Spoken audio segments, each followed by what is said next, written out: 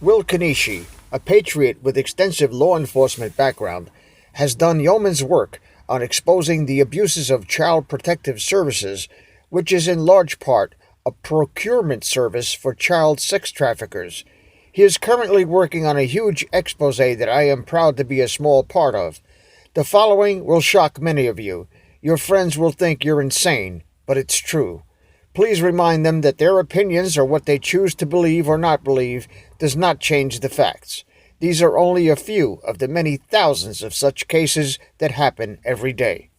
This video is reposted on all my social media channels with permission from the creator, Will Kinesche. It is duplicated here to circumvent deep state censorship as a public service. We appreciate your assistance in spreading the word.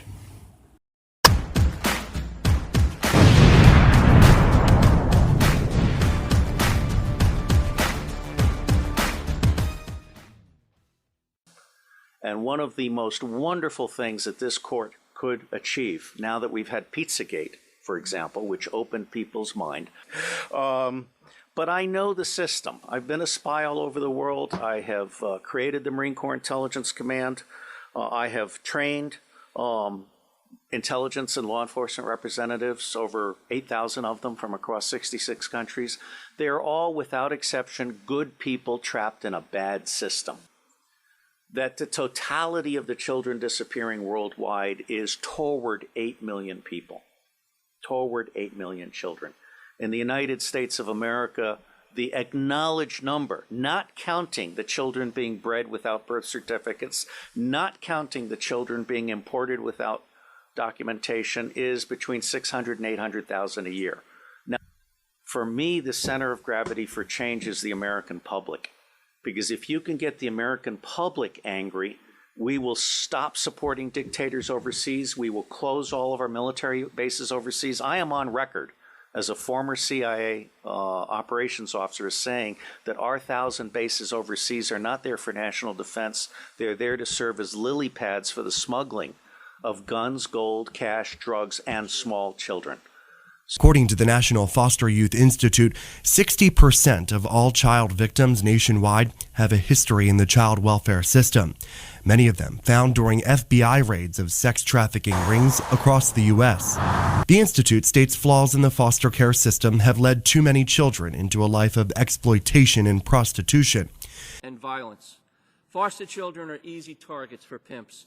These children are the most susceptible to the manipulation and false promises that traffickers use to secure their trust and dependency.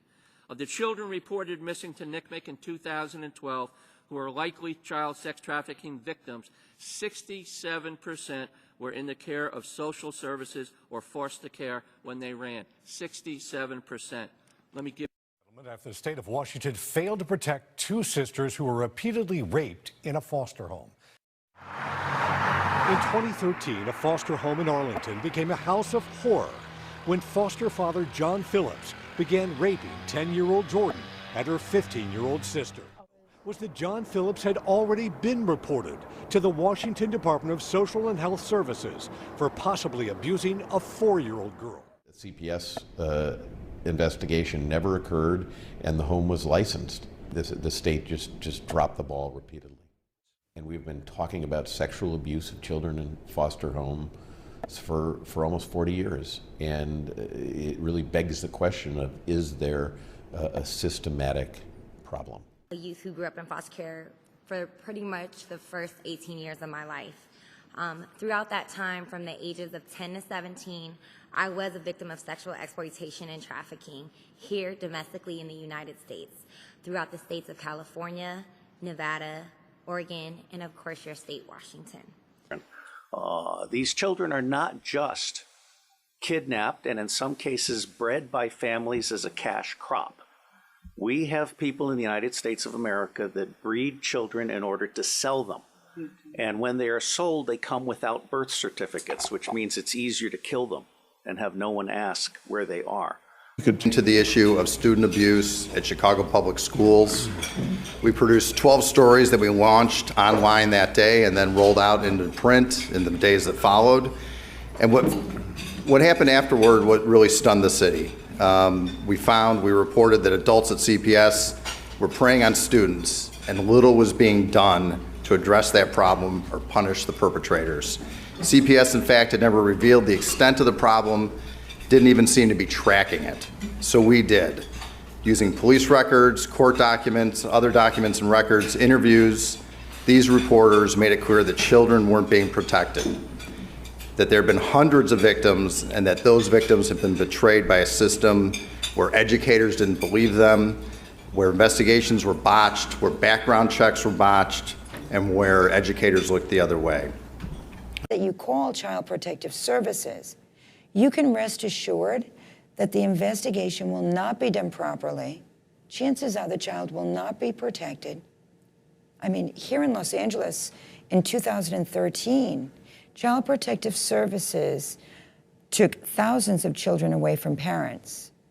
570 children were murdered that were actually taken away from what Child Protective Services deemed to be unsafe homes, only to be murdered and killed within the homes that they put these children in, only in Los Angeles County. Wow.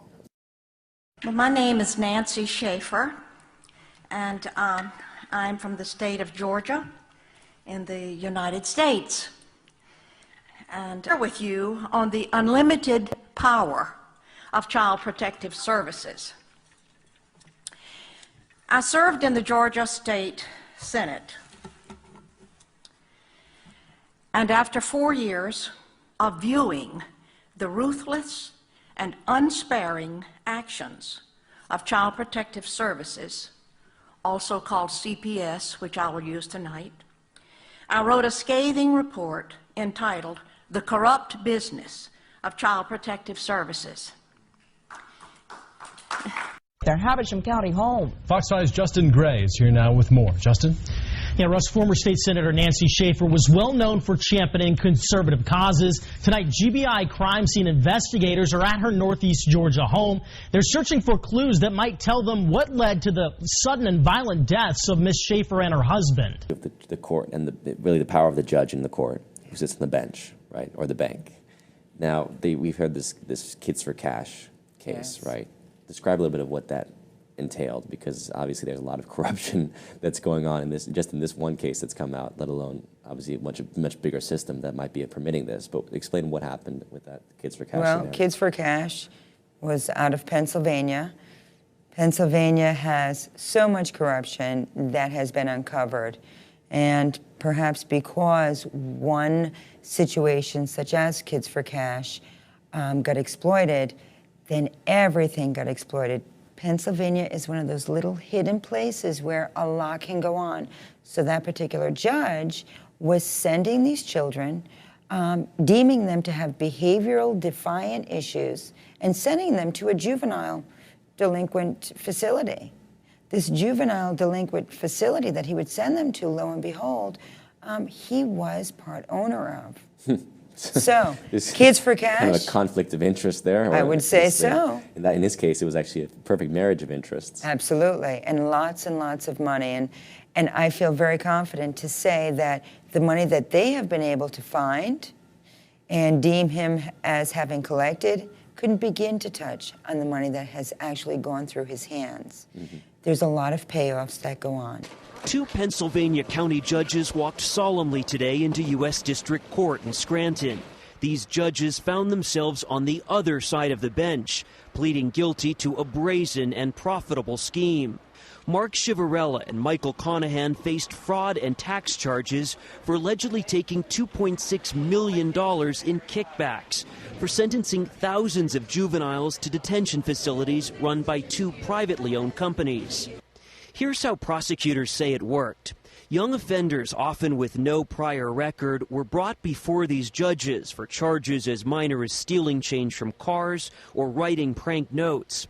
The judges shipped them off to private detention facilities, which got county money to house them.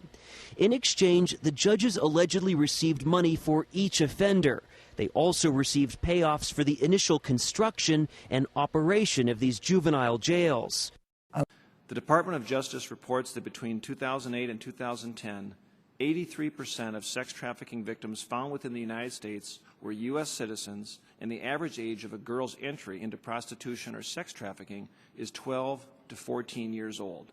That's the 7th grade. Sadly, the foster care system is ripe with opportunities for predators to exploit these young girls. Recently, the Chicago Tribune reported how group facilities are a breeding ground for the recruitment of children into sex trafficking, saying, quote, "Because many girls in foster care feel starved for a sense of family, experts say it is not uncommon for pimps to target group homes and groom girls for prostitution by giving them attention and gifts. They often let the girls think they're dating, and they even used one foster child to recruit others." So if it's okay, if I can touch on the different protections that children have here within America. Mm-hmm. So they have law enforcement and they have child protective services. And those are the two entities that get involved when there are allegations of child abuse. Child protective services across the country does not have, they employ social workers. The social workers do not have the training, first of all, to investigate child abuse, because child abuse is a crime. And so we've just covered this in a way where parents were emailing me. I mean, there was postings saying, I knew it. I've been, my case has been going on for 6 years, and I've been trying to tell them this is a crime. And you are the first person to finally bring somebody out to verify it. So Child Protective Services has been taking these cases, and actually they don't have any training to do so. Sexual abuse and physical abuse is a crime. And if I can just encourage your audience to call law enforcement if the allegations are physical or sexual abuse. Mm-hmm. They are trained to handle crimes. I've been reflecting on my days as a former CPS caseworker. With a caseload of over 30 teenagers or more at a time, well above the recommended caseload of 12 to 15 per caseworker, caseworkers are the people charged with protecting some of our most vulnerable children and should be provided a manageable caseload that ensures appropriate supervision that does not leave children at risk for further abuse and neglect, and promotes a child's ability to thrive both in and out of the child welfare system. I also regret that the training I received as a caseworker had not provided me the skills and supports needed to understand the impact of trauma on healthy child development and identify behaviors and characteristics that increase the likelihood that children in foster care will be victims of exploitation and trafficking. For many state child welfare agencies, training on these topics is not part of the initial basic skills development provided to newly hired caseworkers. Additionally, basic training on human trafficking, reporting laws, and information on appropriate resources should be provided to all professionals who are likely to come into contact with possible minor victims who may be on runaway. Developing right now, Arkansas State Police are investigating the death of a former state senator. Linda Collins Smith was found dead at her home last night in Randolph County. That's in northeast Arkansas. Investigators say it appeared she had been shot, and they don't believe it was suicide. However, they are not releasing any other details.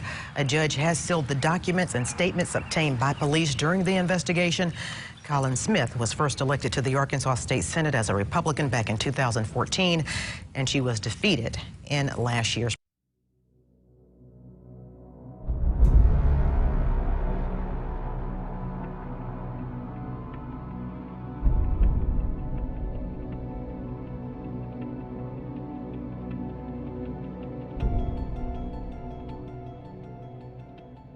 A former lawmaker found dead. Former Senator Jonathan Nichols was found shot inside his Norman home. News 4's Lily Zhang is just back from Norman with the details. Lily. Well, Jolene, the former senator was known in many circles, from the Senate to OU. We spoke with colleagues who knew him best. An elected official is in jail and charged with more than 60 felonies for allegedly running a multi-state adoption scheme. Prosecutors say Paul Peterson preyed on pregnant women from the Marshall Islands in the Pacific and lured them to the U.S. He allegedly promised them up to $10,000 $100,000 to give up their babies for adoption. Nikki Batiste is looking into this morning. There are about 17,000 foster kids in Arizona who are in need of homes right now. However, child under state custody died from natural causes, and the caseworker didn't know anything about it. He didn't know the sex of the kid, and he didn't know that the kid had passed away. To give will be the truth, the whole truth, and nothing but the truth. Yes. Thank you.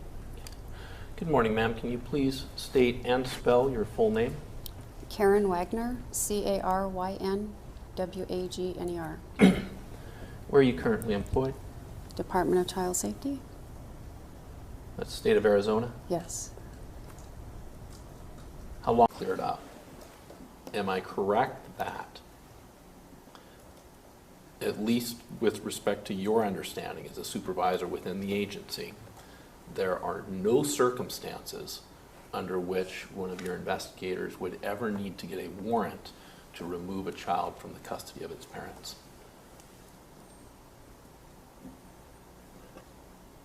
Not that I'm aware of. Okay, so I'm correct in that statement. That we do not obtain a warrant. Can I have the question reread, please? Jerry Murphy pleaded guilty to falsifying documents, admitting she filed paperwork filled with untruths about investigations involving children. Among the more disturbing cases listed in her indictment, the sexual abuse of a 3-year-old by their biological father, who spent 5 years and taken into custody.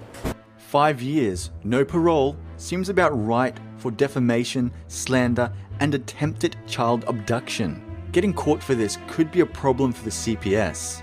But to be caught, this would need to go to the Supreme Court. But unfortunately, the CPS target low-income earning families, and they can't necessarily afford a lawyer. But fortunately, somebody has taken them to court before.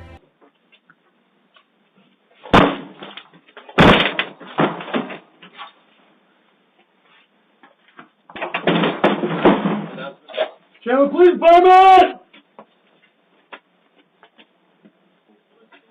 Hold there and take 4 announcements. Chandler Police Department, come out with your hands up!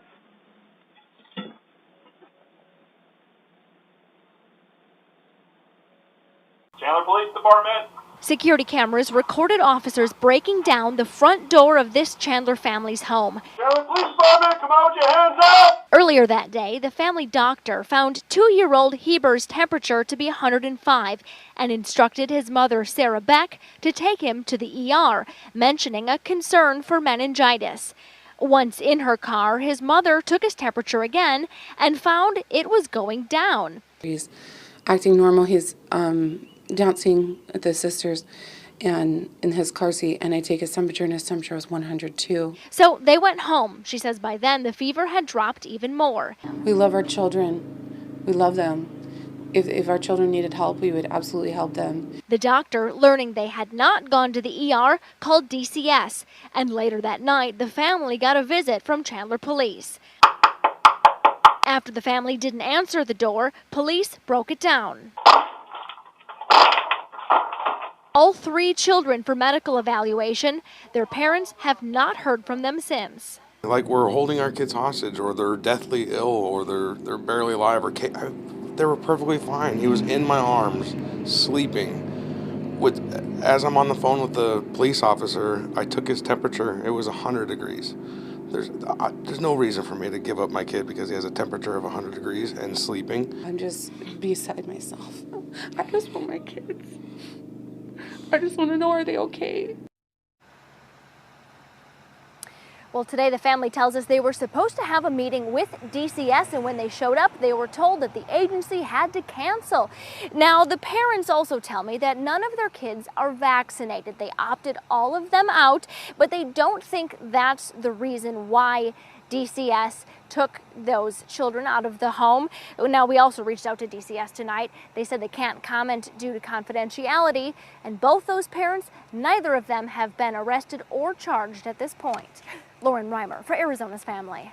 Uncovered court paperwork supporting the claims of some parents who say caseworkers abuse their power. We found court documents of an open case where a judge goes on the record claiming a caseworker made up her mind to take away the children because she didn't like that the parents didn't react quickly enough during the initial visit. He accuses the caseworker of, quote, getting ticked off, unquote, and the judge believes that's why the children were taken away. And this former CPS employee tells me that's not an isolated incident. They know that they have the power. People who have some perceived power, when you have the ability to do those things and somebody pisses you off, yeah, it can happen. Should it happen? Absolutely not. But DES... So there's going to be no more supervised visitation at all. We're going to have to figure it all out on our own. You heard right. CPS's own caseworker admits visitations are cut. Are they misleading the public? They're misleading the public, absolutely.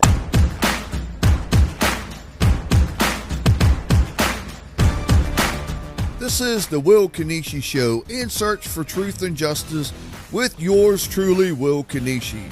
And what you just saw were excerpts from several of the Pizzagate / foster care shows that I have done. I'm going to keep this short and sweet. What I'm going to do from this point on is I'm going to go back and I'm going to pull the significant excerpts from videos only from my last 6 or 8 shows, starting with the Pizzagate series, because this would be Pizzagate 1 and 2, majority of it dealing with the foster care system. The only thing that you will see in here, other than the videos, will be index cards of the actual show. So if you see a video that you like and you want to know more about what has happened and take place, you'll be able to go out on my show or go down into the description and click that link and go directly to that video and watch the entire show on the video snippet that I just put in. And I am going to keep the video snips short, so it's not going to be very long. And I hope you enjoy, and I hope that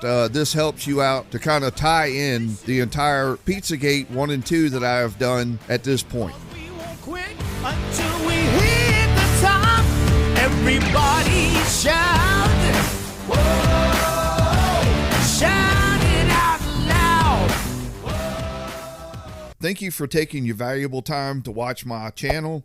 If you would like, share, subscribe, and hit that notification button after you hit the subscription. So therefore, when I put more shows out, you'll get notifications. And if you would support my channel either at Patreon or at my GoFundMe page. I want to thank each and every one of you for your support and the comments that you've been leaving below. So don't forget to subscribe and hit that notification button.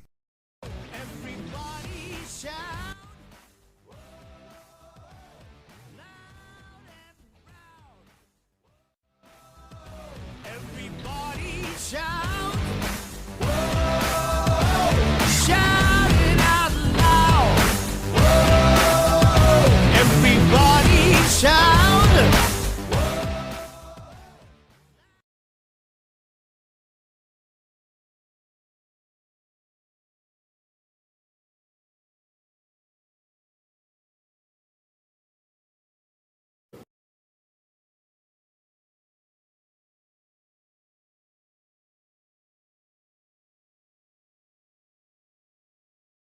Therefore, it is in the best interest of the child to be removed.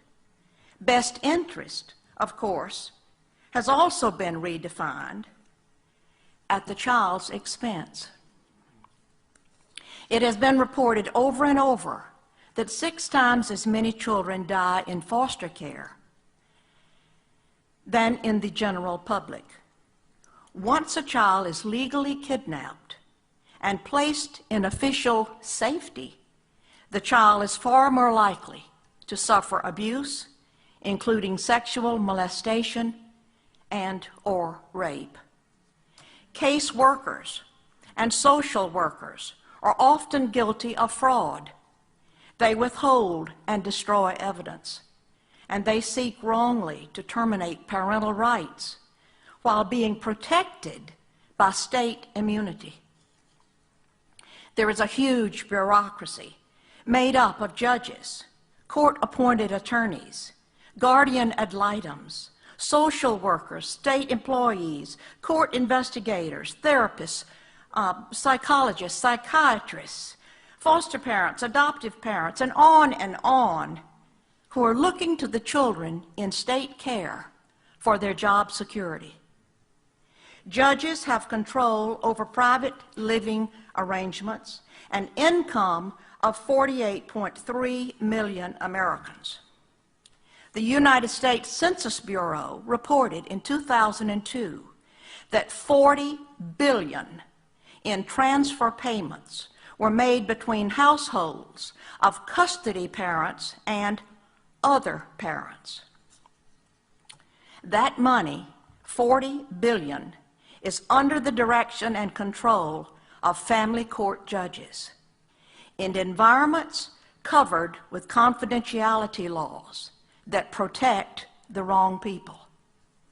Underway at this hour, state legislators say they want to know what went wrong and figure out how to fix it. CBS 2's Lauren Victory joins us live from the Belandic building in the Loop with more. Hi, Lauren. Hi there. This hearing started at around 10:15, and within 15 minutes, legislators were shaking their heads and covering their mouths, listening to victims talk about their sexual abuse inside Chicago public schools. And I will never be the same as a result of what has been done to me. Two former students cried as they testified about incidents that happened years ago but still affect them today. Both felt CPS administrators treated them unfairly after they reported sex abuse. A Chicago Tribune investigation found hundreds of sex abuse cases that went unreported or were underreported by CPS over the years. Today, state senators and reps will also hear from State Board of Education officials, DCFS investigators, and the Chicago Teachers Union members. Senator Jackie Collins put signs on two vacant chairs to show some notable absences, that of CPS Board of Ed President Frank Clark and CPS CEO Janice Jackson. Here's more.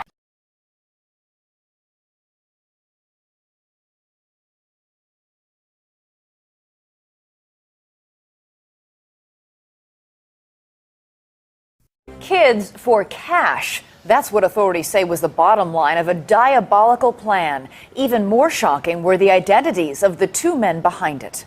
They were men in black, men with the power to take away your freedom and your future. Jim Avila reports that they're accused of using that power to get rich on the backs of children. Explodes when people hear that men they elected and trusted to judge their children had profited off their incarceration, sent the kids to a private jail owned by cronies who bribed the judges. Prosecutors say they were in cahoots to then keep the jail filled with children who did not belong there. Thank you. Judge Chivarella and fellow Judge Michael Conahan had devised a scheme to pad their pockets on the backs of children. First, they shut down the old juvenile detention center by cutting off public funds, choking it out of existence, and then replaced it with a cash cow, a privately owned facility built by the judge's cronies for $58 million taxpayer dollars. The judges cut $2 million in secret kickbacks. They sold their oath of offices to the highest bidders. But there is more. The judges were not just corrupt. To keep all those new $300 a day beds filled with children, the government says Judge Chivarella did something awful, something unthinkable. Prosecutors say he sold the children into custody. Ordered juveniles into these detention facilities despite the recommendation of juvenile probation officers that the child not be in prison. You should be charged with child endangerment. They are mobbed by a swarm of reporters, photographers, and parents calling them names.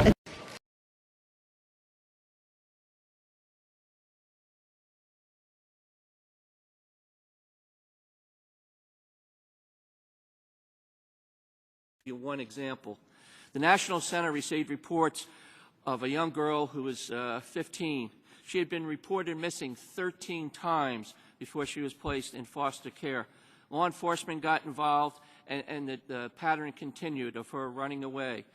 We found through our reports that this child had several tattoos, many of them pronounced. Tattoos are a sign of branding by these pimps. they market these products to these young girls, these victims. We were able to develop leads through public access data that this girl was being trafficked on an online classified service. We sent that information to law enforcement. They set up a sting operation. They made a call to arrange a date with this young girl, and they were able to rescue her. This girl reported that for the last 2 years, she had been victimized on average 5 times per night for that 2-year period. And our critical and runaway unit. These are specialized case management teams that handle cases of missing children who are also possible sex trafficking victims. NCMEC partners with the FBI and the Justice Department in the Innocent Lost National Initiative. Since 2003, NCMEC has served as a clearinghouse for information and provides analytical support to the 66 innocent lost task forces throughout the country. These task forces operate Operation Cross Country. This is a targeted, coordinated 3-day sweep of child sex trafficking venues. These operations have rescued more than 2,700 children who have been trafficked and arrested more than 1,300 pimps. I've endured. The most consistent relationship that I ever had while in care was that of my pimp and his family. Exploiters to hide their involvement, which continues to perpetuate the foster youth population's vulnerability. So how do we accept and normalize being used as an object for financial gain? As we all know, there is money provided to caregivers by the agencies to provide and serve the youth. Often this money is used by caregivers for their personal use or the use of their families or biological children. And currently, from my knowledge, there is no system set up to guarantee that the money is actually being utilized for the child that's within the placement. So back to the issue of the court and really the power of the judge in the court who sits on the bench, right, or the bank. Now, we've heard this Kids for Cash case, yes, right? Describe a little bit of what that entailed, because obviously there's a lot of corruption that's going on in this, just in this one case that's come out, let alone obviously a much bigger system that might be permitting this. But explain what happened with that Kids for Cash. Well, Kids for Cash was out of Pennsylvania. Pennsylvania has so much corruption that has been uncovered. And perhaps because one situation such as Kids for Cash got exploited, then everything got exploited. Pennsylvania is one of those little hidden places where a lot can go on.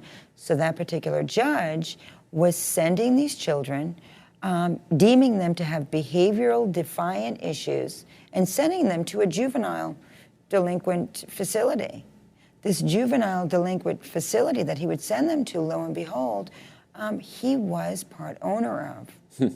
So, Kids for Cash. Kind of a conflict of interest there? I would say so. In this case, it was actually a perfect marriage of interests. Absolutely, and lots of money.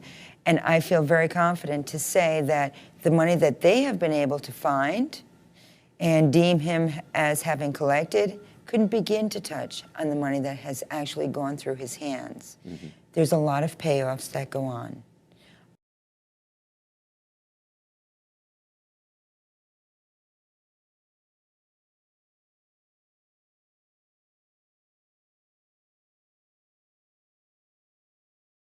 They were funneling it through bogus corporations, and eventually it was making its way up to the Clinton Foundation. This is what got her murdered, okay? This is what got her killed. There are hitmen out there, folks, will kill you off for a whole hell of a lot less than $27 million, I promise you. Now, Linda Collins Smith was found shot to death in her home in Arkansas, and there were questions being asked about her investigation. Third Circuit Court District Judge Harold Irwin, he issued a gag order and sealed the documents of her investigation, so they got something to hide. Because as I'd mentioned earlier, on this $27 million missing on the second set of books, there were congressmen, senators on the state level, and judges, so just keep that in mind.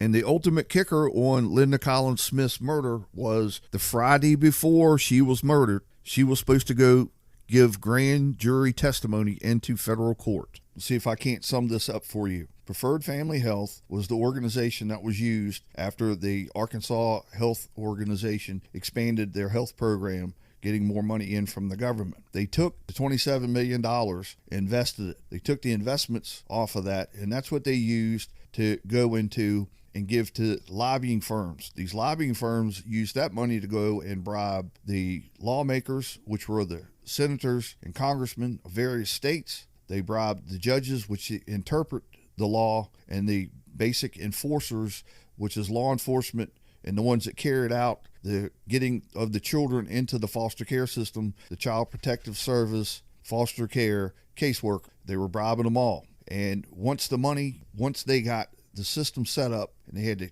children set up and into the facilities, they were getting more money in. Once they got the money in, they were able to take this money and misappropriate it. The future funds, they took that and they would send that money to various organizations, churches, schools, and nonprofit organizations, kind of trying to launder the money.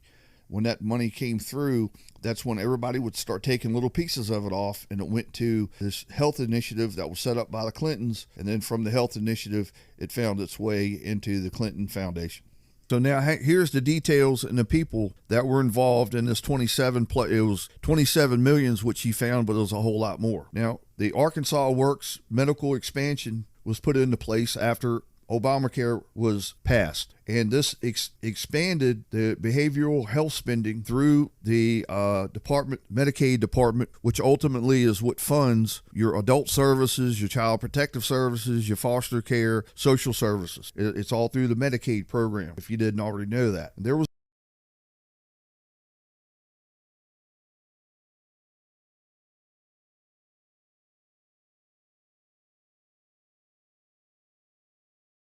They were forced to keep quiet for months, but the 5 CPS caseworkers fired for failing to investigate cases want their story told. ABC 15's Navita Forgani spoke with these workers today, and Navita, they believe they should have never been fired. That's exactly right, Katie. All 5 women tell me they were hand-picked to review cases that weren't getting looked at because of their years of experience in social work, and they tell me they were just doing exactly what they were ordered to do. We really didn't do anything wrong. 5 CPS caseworkers standing by their work. We devoted our lives to Arizona CPS, and this is the repayment that we get. These women say it was widely known that cases were not investigated. It wasn't hidden, it was discussed, so why would anybody lose their job? Documents from the DPS investigation reveal the NI process was developed in 2009. These workers claim they were using standards already developed. Given the fact that we had hundreds of reports just sitting out there, nobody was looking at them, nobody was going out on them, it was absolutely critical that there be a process put into place to review each and every one of those reports to ensure that our workers were getting out on the most critical cases. And making sure children did not slip through the cracks. The very first time we had to mark a case as not investigated, that's something you put a lot of thought into, and you just hope that you are making the right decision and that this is not a child that we're leaving in an unsafe situation. But when the practice of labeling cases as not investigated became public, an independent team reviewed the cases and found more than 540 at-risk children had to be immediately removed from their homes. We know for certain that a good number of the children removed were not from reports that we had done. Claiming these cases had been reviewed by other CPS workers. The picture being painted out there is that the 5 of us are responsible for all 6,600 cases. That's untrue. There are people that are still in the agency that have put their names on NIs and nothing has happened to them. A 6th person was fired. Deputy Director Sharon Sargent was a high-level CPS official, but no one else in the department has been disciplined so far. And as for Director Clarence Carter, he still maintains that he's had no knowledge that cases were not being investigated, which is something these women dispute. Yeah, it'll be interesting if there's more to come on this. Thanks, Navita. From dangerous people. As ABC 15's Adam Slinger tells us, the man in charge of CPS just called the current environment inside his own department toxic. Child Protective Services is under the microscope, and now the top boss knows his employees are feeling the pain. Clarence Carter sent out this email after dozens of his staffers anonymously voiced their complaints. He writes, "The environment is toxic." And there is an easy way you can help. If you live in Arizona, you can claim a tax credit for up to $1,000 for your donation to Generation Justice.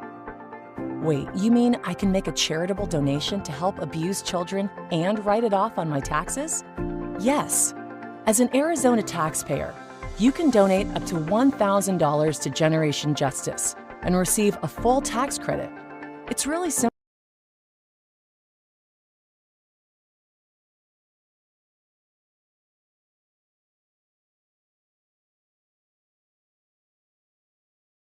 Hardwick versus Rican.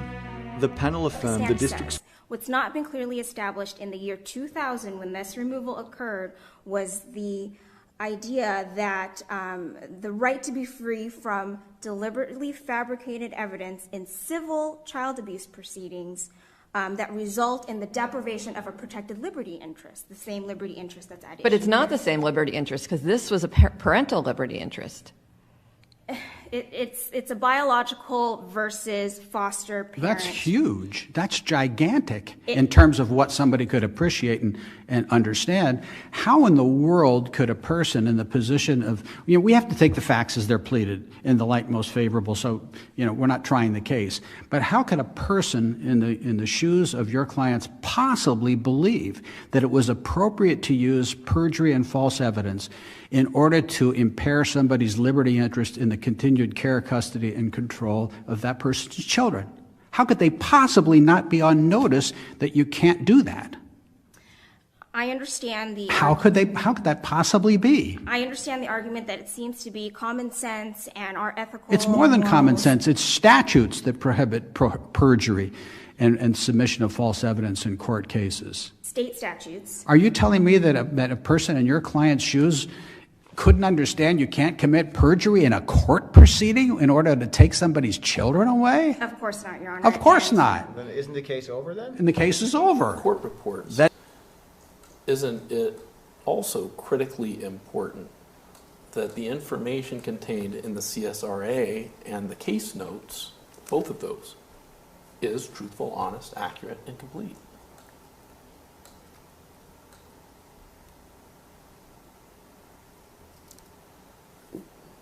I can't answer that whole question. So it's okay in your career with the agency. Have you ever had a training, whether it was core training or some other subsequent training, where the subject matter covered the constitutional rights that run between parents and children, if any?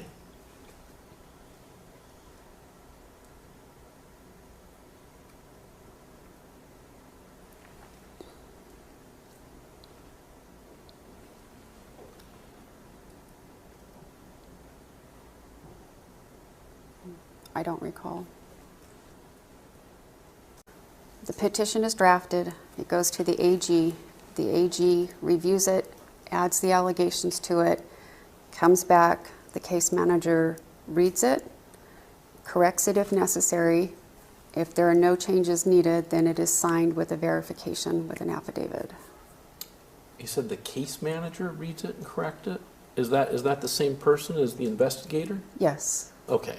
Sorry. So the investigator who's been assigned the case reads it, reviews it, if changes or corrections are needed, makes those changes and corrections, then signs the affidavit? Yes. Okay. Then the same SRA and the case notes, taking them as a whole, we should see complete information. As long as it was available to the investigator. At that time. At that time. Right. Okay. Have you ever heard the term exculpatory information? Yes. In what context?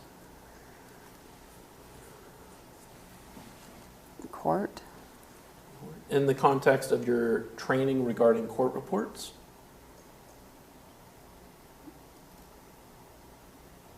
I'm not sure it was in regards to specifically a court report. Okay.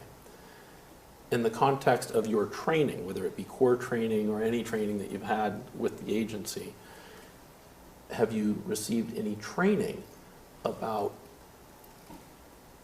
any obligations that you may have in relation to exculpatory evidence or exculpatory information? Okay, Can you define exculpatory? Oh, let me ask, do you know, as you sit here today, what the word exculpatory means? I can't say that I do, for sure. Okay.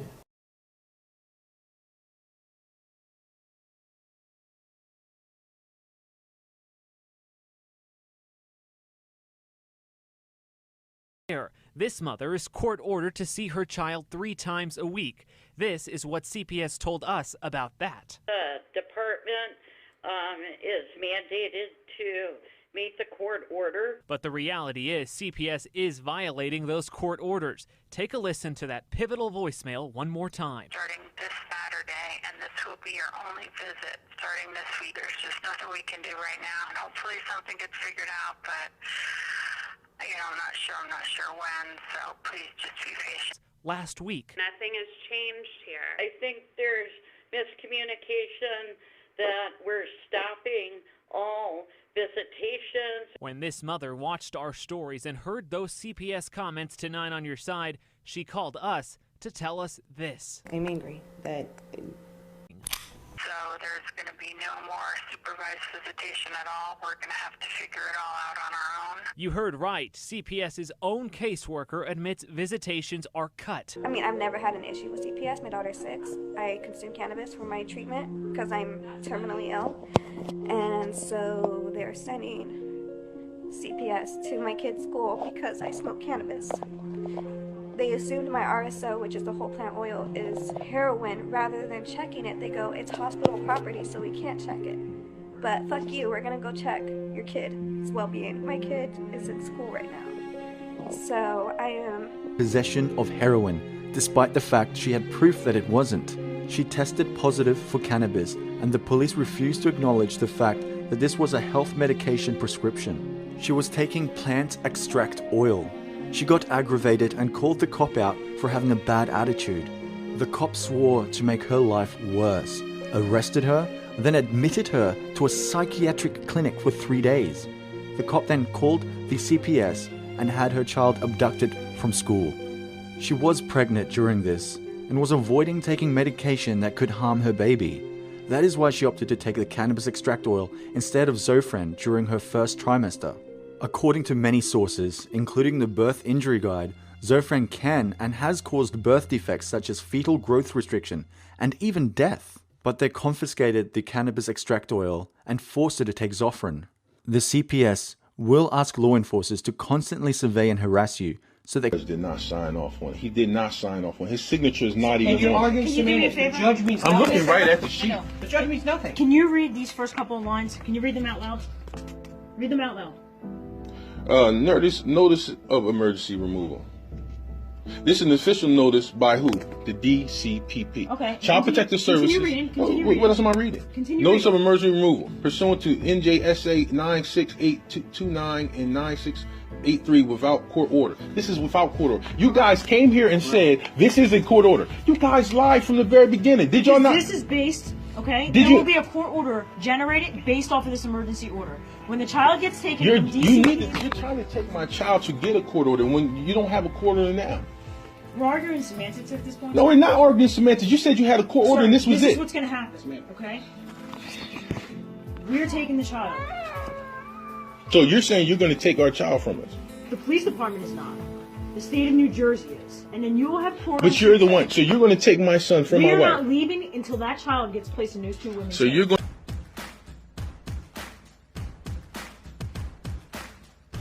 So that's all we have for the day. I want to thank you so much for taking your time to watch my show. Like, share, and leave your comments down on the bottom. See what I can do to improve my show and bring you content that you're interested in. Hit that little notification button when you subscribe so you'll get more of my shows in the future. This has been In the Search for Truth and Justice with yours truly, Will Kinesche, on The Will Kinesche Show. Feel the sound.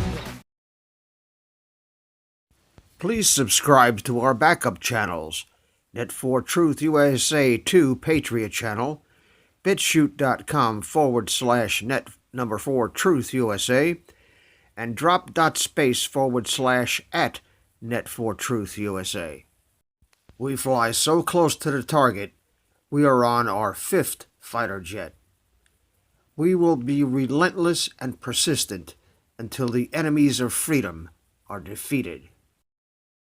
You can support this channel by using the links in the description, but for a $100 donation, I will personally send you a autographed hardcover special edition copy of Land of Childhood's Fears. Also, visit my bookstore at lulu.com/net4truth USA. If you are viewing this video on BitChute, you can use the links in the description to support us, or simply click the green $ dot on our video to support this channel. Thank you. Links are in the description section.